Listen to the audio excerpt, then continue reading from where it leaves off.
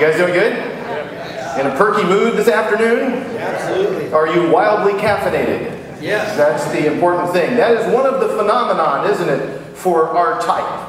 And we know who we are. We're freaks of nature, each and every one of us. We're here, I mean, look, it's a beautiful day. It's a beautiful day. There's 1,000 things to do in Eugene, Oregon on a beautiful day. And here you are sitting in a somewhat sweaty theater, waiting to hear important information. Because we're driven people, aren't we? We're driven, we're entrepreneurs. We have to create.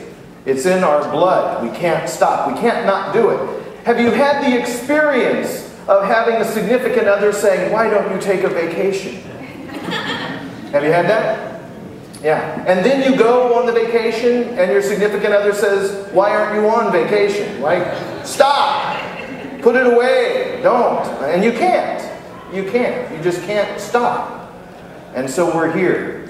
But I'm going to tell you that I think that we're an amazing tribe, this tribe, and we're in an amazing place. Because when I take a look at the future, and I go and work with boards of directors all over America, and one of the things that we talk a lot about is the future in 2020, and I'm going to riff on that for just a second or two, but one of the things that's absolutely clear to me is that whatever the future is going to be in 2020, it's really about what we're setting in place right now.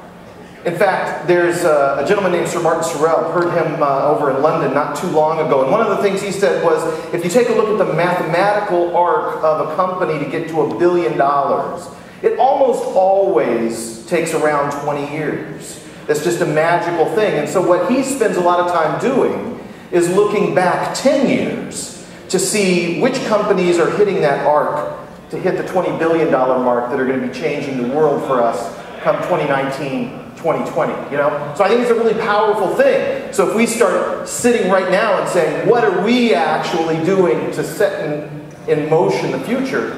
Super significant stuff.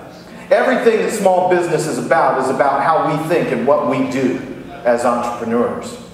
Now, are all of you entrepreneurs? Let me just ask you. Do you feel like you identify yourself that way? Yes. Yes? I mean, do you feel like you can go work for the man again? You know what I'm saying? Is that me? Could be me. Could be me buzzing. Let me lose my evil iPhone. Put it somewhere else that it won't cause trouble.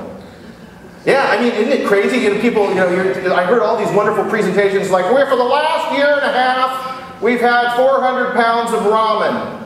And, you know, living on air, and we're, you know, scraping together pennies. And they're loving it, though, aren't they? I mean, they're loving it because they're building something creative, new, exciting, dynamic. That's what it's all about. And so what we're here to do today in this panel is to really get right down to brass tacks. This is the unvarnished view of the entrepreneurial lifestyle. This isn't about, oh, I'm doing my presentation. You'll notice, first of all, and I think I need a round of applause for this, I got no friggin' slides. I got not a single slide is being shown. But, you know, what we do is come here, so I'm doing my presentation, and I have the hockey stick, and there it is, and we're all perfect, and look at this, and here's my product, and it's all good, you know. But it belies the madness that these people experience in their daily lives, the driven mania of what it's like to wake up every morning knowing that the next 24 hours is not nearly enough for you to accomplish what you need to get done in order to move your fledgling enterprise slightly forward, you know?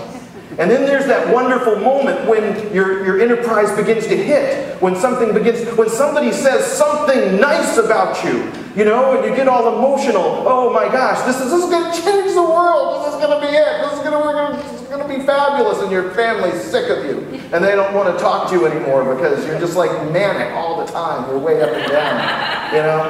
And so finally it starts to take off, and other people get interested. And you meet investors. And at first the investor is like a hot person at the club at night, you know? At first you're like, ooh, investor, and you dance with the investor, you know? And it's all good, and the investor's got moves, you know? And the investor buys the drinks, and it's like, ooh, this is good. But you know where this is leading. And then you have that moment of panic, and oh my gosh, this is my idea, this is my baby, what happens if I let it go, if I let it go? And that's why, you know, one of the things I always loved in business school was the idea of having an exit strategy. I want to write a book called Exit Strategy, and it sounds too morbid, but you know, that's what we have to always think. How do we get out of this? So this panel discussion is going to be the raw panel discussion. So we're not going to edit, right? We're just going to lay it out there. We're going to ask the questions everybody wants to really know about the twisted people on our panel. And I met them briefly, and I know some of them by reputation, and they're all screwed up deeply. So it's going to be great to have them come out on stage with us.